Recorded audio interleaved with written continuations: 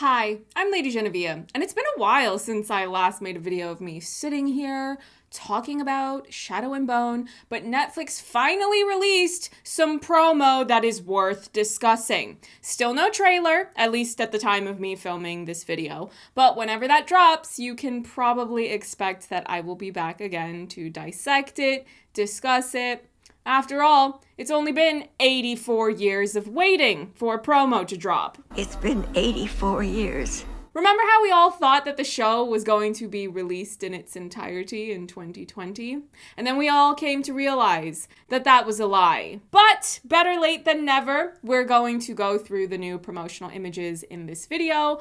First of all, there were some character posters that I'm sure all of the fans have already seen. They made a really interesting choice of having everyone's face cut off.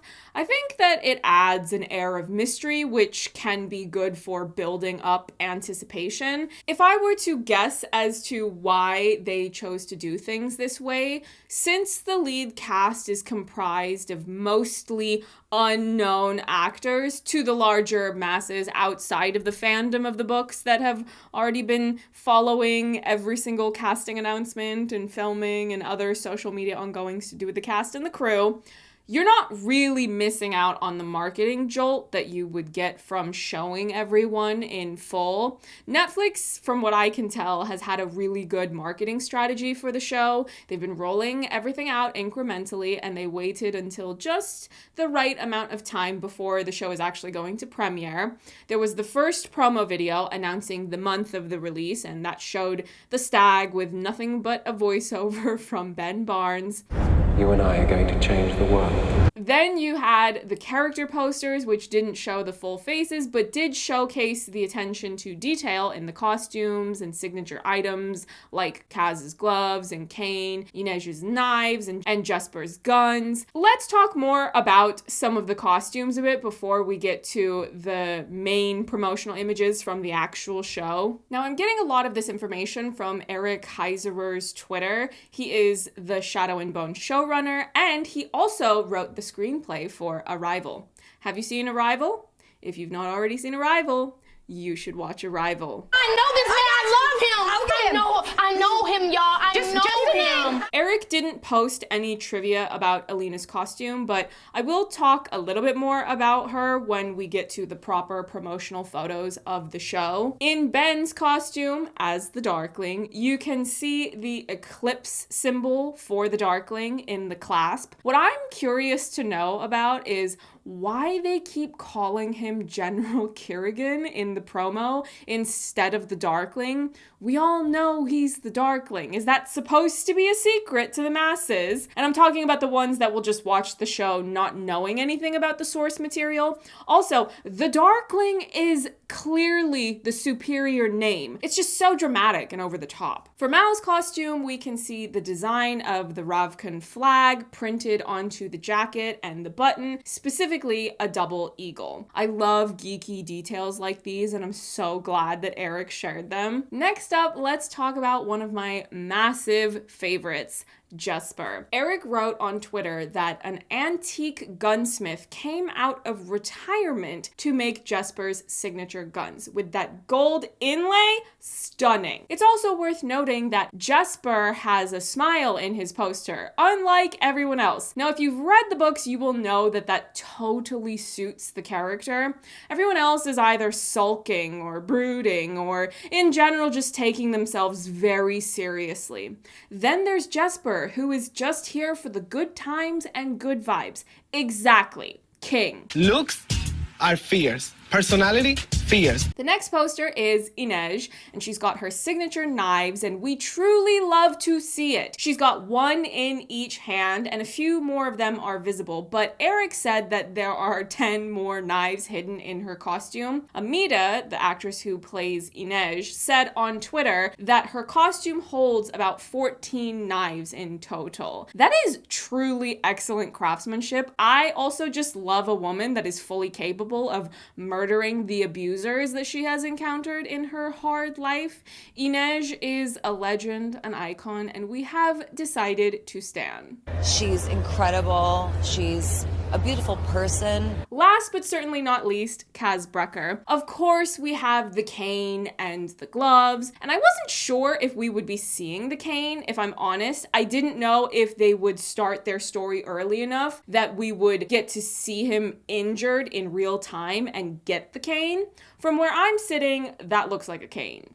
And of course, perhaps even more important than the cane, the gloves. Now, if you're watching this video, I'm assuming you've already read the books, but if you haven't, Kaz's gloves are absolutely crucial to his story and character. He went through a really traumatic experience where he lost his brother and he ended up surrounded by a bunch of dead bodies. It was a whole thing, and now he becomes really sick and nauseous if he touches bare human flesh. Kaz and Inej are a pairing that a lot of the fans feel very intense about, and it's quite the experience to be shipping a couple that struggle to even be able to touch each other.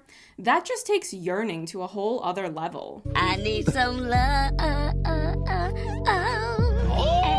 Eric said on Twitter that the costume designer Wendy Partridge was stitching a pattern on the back of the gloves called crow feather. Nice. Now we're going to talk about the promotional photos that actually show the characters in the Grishaverse, and they aren't just still photos taken for character posters. But before we get into all of that, I do want to plug an interview that I did with one of the writers on the Shadow and Bone television series, Christina Strain. I did a really in-depth, thorough interview with her about her origins, her new film Finding Ohana, and the Shadow and Bone series. I was going to post a shorter version of the interview with just the parts where we talked about Shadow and Bone, but Jessie Mei Li's father watched the entire interview and gave it his seal of approval. So if the full interview is good enough for Art Lee, it's good enough for all of the Shadow and Bone stans. So first, let's talk about the Darkling, Ben Barnes. I never had any doubt that he could play this character. I was well into The Punisher back when it was on, and seeing what he did as Billy Russo, it's very clear that he can be a baddie, literally any type of baddie. I have no doubts about that. If you haven't read the books, allow me to fill you in. The Darkling is the main villain of the Shadow and Bone book trilogy, and he is very old because he's more or less immortal, super powerful, magically speaking. He's also one of the pegs of Alina's love triangle. Pun intended, absolutely. Yo, it's not funny. He has an all-consuming lust for power, but he has to have that YA baddie appeal, so all the adolescents reading the books will still ship him with the main girl protagonist, Alina. But here's the thing about the Darkling. He is a ridiculous character. He literally calls dibs on the color black. Everything he wears is black. He doesn't want anyone else wearing it either, so guess what? No one else is allowed to wear black. Well, guess what, Alex? I'm wearing black, and I'm not afraid of you. What are you going to do about it, old man? I'm just here to fight. Now, when I look at the background of this photo, I almost wondered if he was either in one of the Grisha workshops or maybe Bagra's hut. Just a theory, and a very light-handed one. I know that some people are posting stuff to do with the war room, but I just don't know if this looks like the war room. The other detail about the photo that stood out to me was one that reminded me of something that I said in my interview with Christina Strain. Every time Ben Barnes was scowling into the camera, listen, the first time I found out his character was called the Darkling, I had to try to just not fall out of my chair from laughing so hard because I'm like, of course he would be playing a character called the Darkling. Have you seen his eyes? Of course that's what his character's name is. Imagine how much money the show saved by casting Ben with his obsidian eyes. You'd have to blow your VFX budget if you'd hired someone else and wanted their eyes to look like they did in the book, silver or quartz gray, or you could just force him to repeatedly poke himself in the eye trying to wear horrendous contacts. Why do all of that when you can just hire Ben Barnes with his terrifying eyeballs that match all of his costumes? Period. Honey! Honey! Ah! The next photo we're going to be taking a look at is of Nina and Matthias. That is the correct way to pronounce it. If you've ever met any Europeans with that name, they all pronounce it Matthias. Just saying. My lips were made for talking, and that's just what they'll do. If you are watching this video and you have not read the books, Nina and Matthias are from the Six of Crows duology. If you are not already familiar with that source material, in the books, the Shadow and Bone trilogy takes place many, many years before the Six of Crows duology, but both sets of books have been merged for the television series. We don't know yet exactly how they're going to be merged, but that's probably a conversation for another day. Both sets of books have a larger ensemble of characters than what you are seeing being focused on in Netflix's marketing for Shadow and Bone. Both sets of books have a main trio, and they are the ones that are being highlighted. In Shadow and Bone, you have the protagonist Alina, who discovers she has powers, her childhood friend Mal, whom she's been in love with for basically her entire life, and the baddie, the Darkling, who wants to get Alina trained to use her powers so he can use her as a tool to get more power for himself. And yes, it's like every YA franchise ever in that it's a love triangle. I've had it, and I'm so. You know what I've had? It. I've had it officially. Then, in the Six of Crows duology, we have a crew of misfits that engage in various criminal activities. Kaz Brekker is the leader of the Crows. Inej and Jesper are also Crows. Kaz and Inej are yearning for each other. All right. Oh, I see where this is going. Nina and Matthias, whom you see in this photo, are two of the other Crows, and then there is one more character that completes the group of six, hence the name Six of Crows. But as far as we know, he's not going to be in the show right now because we haven't seen any announcements to do with him being a character that was included in this season's cast. I have wondered for a while now if they were going to do sort of prequel material for the Six of Crows portion of the show. In the books, you meet Nina and Matthias when they've already had a falling out with each other and they have to reconcile to an extent because Kaz needs them to join his crew, that group of six, in order to pull off a heist. In the book, you get to read flashbacks of how Nina and Matthias met, and it's really gross because Matthias is part of a fascist group that subjugates Grisha. Grisha is the name of the magical people in this universe, and he takes Nina captive and wants to bring her to his people where she would inevitably be killed. Anyway, there was a brief moment when I saw that Nina and Matthias were in the snow, and I was wondering if they were in Fjerda, like in the first book. They go to Fjerda to do their heist. But then I also thought that this could be from that flashback that we read about in the book of when they met. The climate of their origins, of their relationship, was snowy, specifically after the shipwreck. Page 240 of Six of Crows, in an excerpt from their flashback sequences, it said, "She danced around him in the snow, poking his chest, his stomach, his side. Goodness, you're very solid. This is strenuous work." Child. Anyway, so The third possibility, after it being from the heist or being from those flashbacks from the books, is that this is a completely new bit of material compared to what was in the books. In my interview with Christina, I did ask her a bit about merging the book series, and she did say that there will be things in the show that fans of the books won't recognize. It will be new material. And that's a bit of an oversimplification of what she said, but I don't want to play the entire clip because it was a bit long. So it was one of the last questions that I asked her. So if you would like to just go watch the interview, you can, and then you will be able to hear exactly what she said. Next photo, my girl, Inej. Amita is out here serving queen vibes. I love this photo. When I read the book, I really liked Inej. I thought she was cool and mysterious, but the thing about Inej is that since she has this almost superpower of being able to be practically invisible, it's not an actual superpower. She's not an X-Man. But the thing about Inej is that her vibe when it comes to the action of the story is that she's less like a superhero and more like a spy or an assassin. She can slip in and out of shadows. She's very skilled with her knives, all 14 of them. She can climb really well, scale up buildings.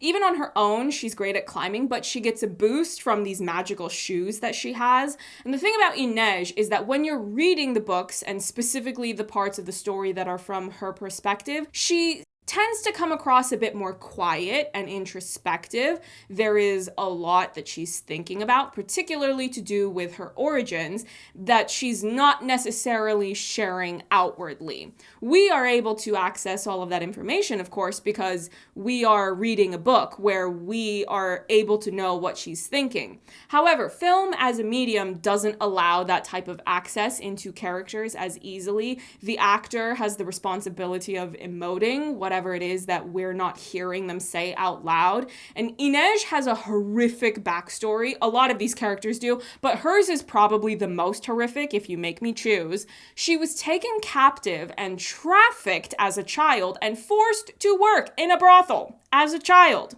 Given how much shame victims tend to feel about the horrific things they've experienced, when the only people that should be ashamed of themselves are the people who perpetrate those crimes, it's really cool to see Inej in a photo like this, where you can clearly see in her visage and her body language that she is confident. She knows she can cut you down where you stand. And if you want to be foolish enough to try her, say so long and good night. You may still hit me, but you won't hit me.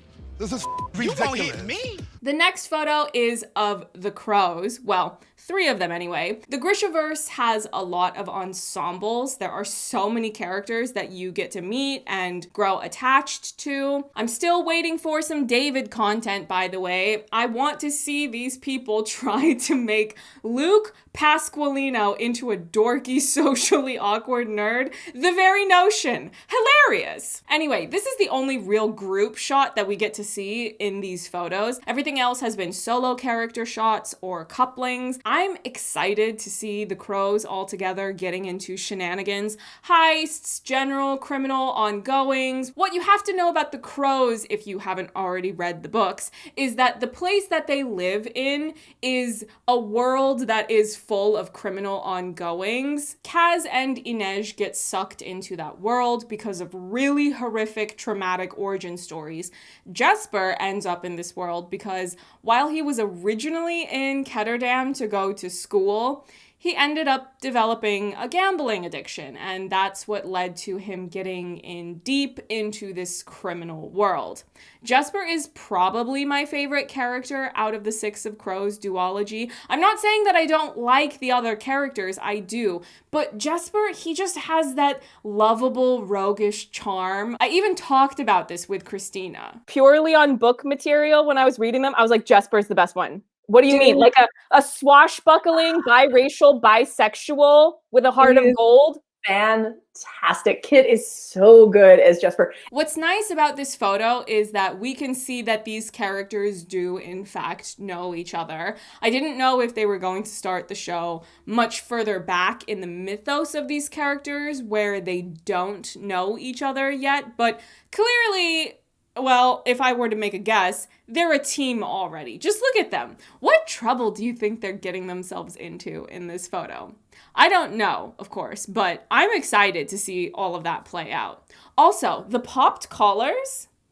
Nice. Next, we are starting to get into the end game. Don't come for me if you ship the other pairing in this love triangle. I don't care either way. I'm not 16 anymore. And I'm at peace with that. So the image we're looking at now is of Mal by himself. Obviously, he is tracking the stag here. What else would he be doing? I think the Shadow and Bone portion of the show is more likely to follow what's in the book than the Six of Crows portion might. That's just speculation on my part. I don't know anything. Don't yell at me, Netflix publicists. Now everybody's ganging up against me. For what? If you haven't read the book, the Darkling is searching for a magical stag that he thinks will give him even more power. Mal is the best tracker Alina knows, so the Darkling sends orders to get him and some other men to go track it. One of the issues that I personally had with the Shadow and Bone trilogy was that it was all from Alina's perspective, which means that you are extremely limited in what you get to see happen in the story.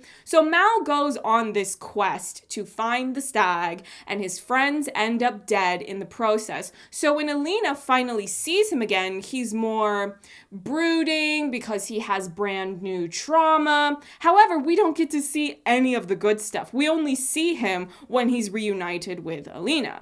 And I actually talked about this with Christina and how the medium of a television series really opens up the story because the show is not going to be told from a first-person perspective. You can actually get to know more of the characters in a way that you are not able to do when you are stuck inside Alina's head. I get the impression that a lot of book fans don't like Mal as a character. I personally never had any of those strong feelings against him because I never really felt like I got to know him as a character the way that I would have liked. I really struggled when reading that trilogy to feel like I knew any of the characters besides Alina, although I did have a soft spot for David and Genya. Why am I being subjected to Nina and Matthias in the marketing and being deprived of David and Genya? Netflix marketing! We officially have beef. No, we don't. Please let me do the junket. Anyway, I'm actually really looking forward to getting to know Mal for reasons that I will get into as we look at the next photo. Here we have Alina and Mal looking ridiculously cute together. Now, I really struggled when reading the books to get emotionally invested in them as a couple because when we first meet them, Alina is already in love with Mal and has been since she was a child, but we barely get to see them interact with each other before she immediately gets taken away by the Darkling to start training to learn how to use her powers that she didn't even realize she had. I am going to speculate that this is from the first episode and this is our introduction to both of them as characters and also them as not a couple yet, but as the end game couple. Even just looking at this photo, I can already tell I will be less prickly towards them as a couple in the show compared to how I was towards them in the books. In the books, I was just so disinterested in any of her romantic subplots, although if we're being completely honest, the most appealing love interest she had by far was not in the first book, and as far as I know, he has not been announced as a character appearing in this season. Who is he? Okay? He's a prince.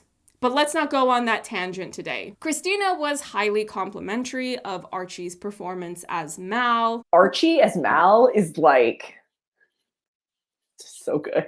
Like, I think there are going to be a ton of people who fall in love with Mal. He is, like, I can't say anything, but in the show, Archie's so good. Like, he's vulnerable and sweet in a way that, like, in the room, we're just like, we want somebody who's vulnerable and sweet and, like, amazing and would go to the ends of the earth for the love of his life. And, like, we found this kid and he's amazing. From what she was saying, I think he's going to win a lot more people over, particularly the book fans that didn't like Mal as a character when reading that trilogy. Now, they're going to prove you wrong for giving him such a hard time. Not to mention, this photo of them, not only is it cute, and I'm already able to get a sense of their chemistry, Mal specifically, he's giving me some serious himbo vibes. We love a good himbo. Rick O'Connell in The Mummy, Johnny Storm in Fantastic Four. Mal, would you like to join the Himbo Hall of Fame? Let's see if you've got what it takes. Cool!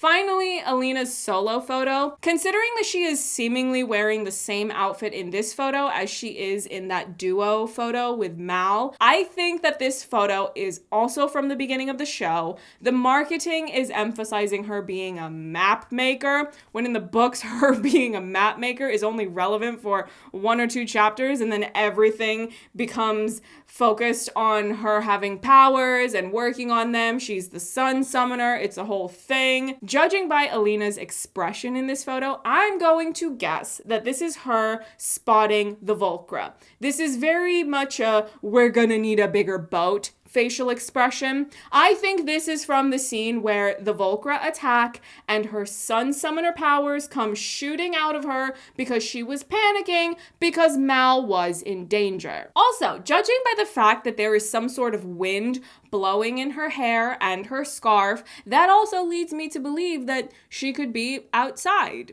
at the beginning stages of that Volcra attack. After the opening parts of the book, we never see her dressed like this again, more or less, at least not that exact outfit from what I remember. As soon as she gets to the Darkling's palace, she gets a makeover, she starts wearing a kefta like the rest of the Grisha. The keftas are a big deal, so clearly they don't want to reveal that just yet. And you know there was no way to do promo shots of the Darkling without showing what he'll be wearing. Well, I suppose they could have, you know what?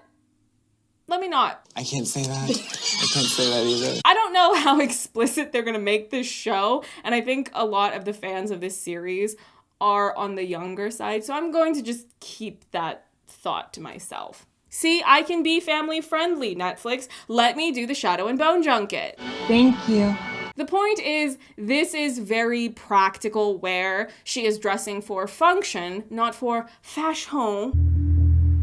Meh. The Grisha might be stressing about the threat to the Grisha as a people, but they're still going to serve you a fashion moment. Overall, I think these promo shots make sense in regards to the larger marketing strategy. They're introducing characters, they're mostly pulling from what I assume is episode 1.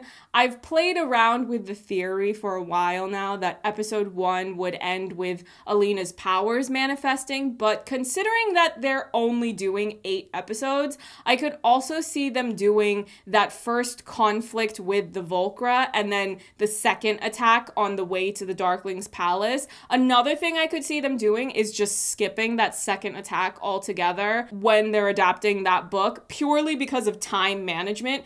You have to remember that they have to not only do Alina, Mal, and the Darkling's material, all of them on their respective journeys, they also have to do Six of Crows material. They have to develop the arcs for a lot of characters, and they have to do all of the world building for a lot of viewers that will not be familiar with the source material. I think episode 2 will be Alina getting introduced to the world of the Grisha at the Darkling's palace. I'm not being heavy-handed in making guesses right now about what they're doing for the Six of Crows material. On the one hand, I'm thinking more of a prequel story relative to what happens in the books because they don't have all 6 of those characters cast, at least from what I'm aware of. Maybe they could introduce that 6th member of the Six of Crows in passing, or in the season finale, perhaps. If the writers have come up with an original heist or a similar criminal quest for the Crows to do this season,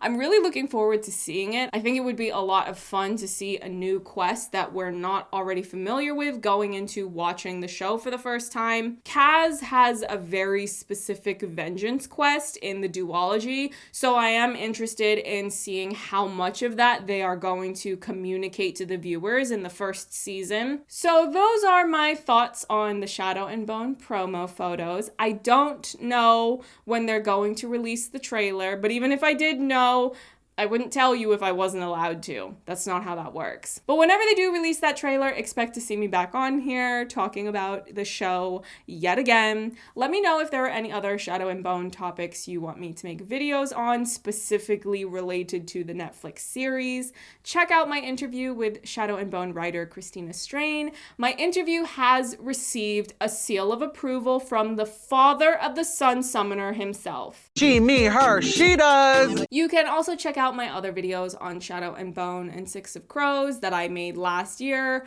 I don't actually remember them very well, but I did make them. I also did a video essay on the BBC One drama Gold Digger, which has both Ben Barnes and Archie Renaux in it.